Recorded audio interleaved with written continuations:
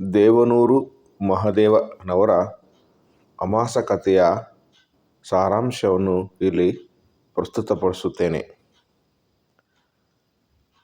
ಅಮಾಸ ಕಥೆಯ ಈ ಕಥೆಯು ಅಮಾಸ ಮತ್ತು ಕುರಿಯಯ್ಯನ ಎಂಬ ಇಬ್ಬರು ವ್ಯಕ್ತಿಗಳ ಸುತ್ತ ಈ ಕಥೆ ನಡೆಯುತ್ತದೆ. ಕತೆ ಮಾರಿಗುಡಿಯಲ್ಲಿ ಪ್ರಾರಂಭವಾಗುತ್ತೆ. ಮಾರಿಗುಡಿ ಅಮಾಸ ಎಂದರೆ ಮಾರಿಗುಡಿ ಅಂದರೆ ಅಮಾಸ. ಮಾರಿಗುಡಿ ಅಂದ ಮಾತ್ರಕ್ಕೆ ಯಾರೂ ದಿಕ್ಕಿಲ್ಲ ಅಂತೇನಿಲ್ಲ. ಅಮಾಸನಂಥ ಎಷ್ಟೋ ಜನರಿಗೆ ಮಾರಿಗುಡಿ ನೆರಳು ನೀಡಿದೆ. ಬೇಸಿಗೆಯಲ್ಲಿ ದಗದಗನೆ ಮಾರಿಗುಡಿಯಲ್ಲಿ ಜನ ಜಾತ್ರೆ ಥರ ಸೇರುತ್ತಾರೆ. ಅಮಾಸ ತನ್ನ ಹೆತ್ತವರು ಚಿಕ್ಕ ವಯಸ್ಸಿನಲ್ಲೇ ಕಳೆದುಕೊಂಡ ಅನಾಥ. ಅಮಾವಾಸ್ಯೆ ದಿನ ಹುಟ್ಟಿದ ಕಾರಣ ಮತ್ತು ಕಪ್ಪಗಿರುವ ಕಾರಣ ಅವನಿಗೆ ಅಮಾಸ ಎಂಬ ಹೆಸರು ಬಂದಿದೆ. ಅವನಿಗೆ ಕುರಿಯಯ್ಯ ಎಂದರೆ ಒಬ್ಬ ತಂದೆ ಸಮಾನ ವ್ಯಕ್ತಿ. ಕುರಿಯಯ್ಯ ಮಾರಿಗುಡಿಯ ಹಳೆ ತಲೆ ಎಂದರೆ ವಯಸ್ಸಾದ ಮುದುಕ. ದೇಹದ ಮೇಲೆ ತಲೆ ಮೇಲೆ ಕೂದಲು ಬೆಳ್ಳಗಾಗಿವೆ. ದೇಹ ತುಂಬ ಹಳೆ ಬಟ್ಟೆಗಳು. ಆ ಮಾರಿಗುಡಿಯ ಮೂಲೆಯಲ್ಲಿ ಒಂದು ಕಂಬಕ್ಕೆ ಆತ ಅಲ್ಲಿ ಕೂತಿರುತ್ತಾನೆ. ಕಂಬಳಿ ಯಾವಾಗ ನೋಡಿದ್ರೂ ಅರೆಕಣ್ಣು ಮುಚ್ಚಿ ಕೂರುವವನು.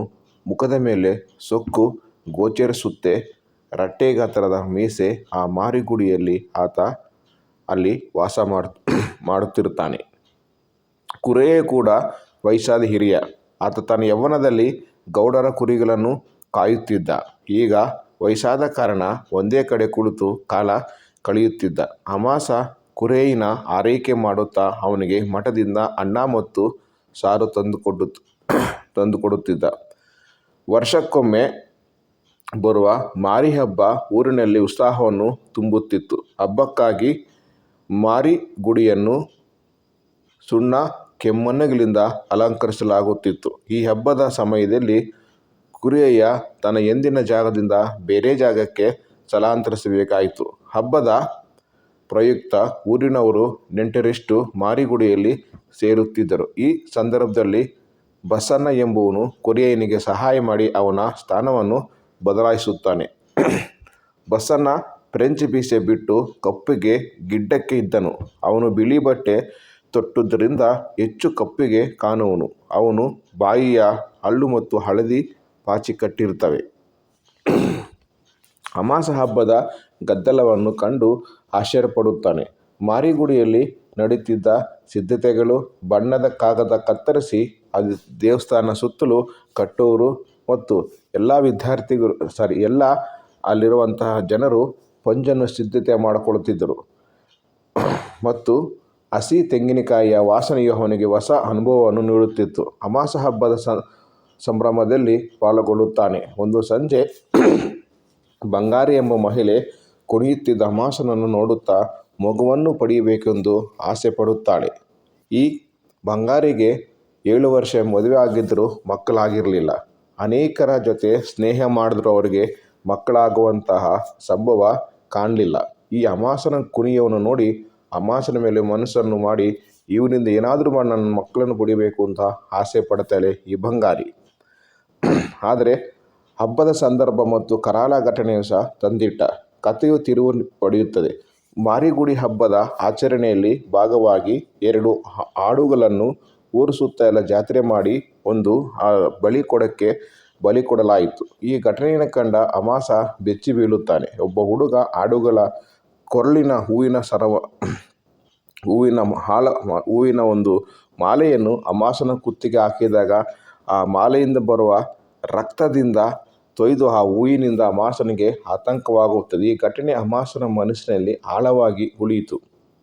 ಆ ರಾತ್ರಿ ಅವನಿಗೆ ನಿದ್ದೆ ಬರುವುದಿಲ್ಲ. ಆ ರಾತ್ರಿ ಸಿದ್ದಪ್ಪ ಹೆಚ್ಚಾಗಿ ಹೊಟ್ಟೆ ತುಂಬ ಪರಮಾತ್ಮನನ್ನು ಹಾಕಿಕೊಂಡು ಬಂದಿದ್ದನು. ಅವನಿಗೆ ಕಣ್ಣು ಮುಚ್ಚಿದರೆ ಪ್ರಳಯ ಆಗುತ್ತಿತ್ತು. ಅಲ್ಲಿ ದಾರಿಯಲ್ಲಿ ಹೋಗುವಾಗ ಲೈಟ್ ಕಂಬಕ್ಕೆ ಒದ್ದು ಬಿದ್ದು ಆ ಕೊಲ್ಲಲ್ಲಿ ಜೋರಾಗಿ ಬಡಿಯುತ್ತಾ ರಾಜಕಾರಣಿಗಳನ್ನು ಅಥವಾ ಕಾಂಟ್ರಾಕ್ಟರನ್ನು ರೈಲ್ವೆ ಬಾಸನ್ನು ಬಾಯಿಗೆ ಬಂದು ಬೈದುಕೊಂಡು ತನ್ನ ರೋಷವನ್ನು ತುಂಬಿಕೊಂಡು ಮಾತುಗಳಿಂದ ಅಮಾಸ ಬೆಚ್ಚಿ ಕೂರುವವನು. ಮರುದಿನ ಊರಿನಲ್ಲಿ ಹುಲಿಯಾಸ ಪ್ರಾರಂಭವಾಗುತ್ತೆ. ಅಮಾಸ ಹುಲಿವೇಷ ಹಾಕಿ ಅದ್ಭುತವಾಗಿ ಕುಣಿಯುತ್ತಾನೆ. ಅಂದರೆ ಅಲ್ಲಿ ಇರುವಂಥ ಹೈಕಳಿಗಿಂತಾಗಿ ತುಂಬ ಅದ್ಭುತವಾಗಿ ಅಮಾಸ ಕುಣಿದು ಎಲ್ಲರ ಗಮನ ಸೆಳೆಯುತ್ತಾನೆ. ಅಮಾಸ ಈ ಪ್ರತಿಮೆಯನ್ನು ನೋಡಿದ ಗೌಡರು ಆಶ್ಚರ್ಯದಿಂದಾಗಿ ಈ ಮರಿ ಹುಲಿವೇಷ ಹಾಕಿದ ಹುಡುಗ ಯಾರು ಎಂದು ತಮ್ಮ ಜೀತೆಗಾರರಿಗೆ ಕೇಳುತ್ತಾನೆ.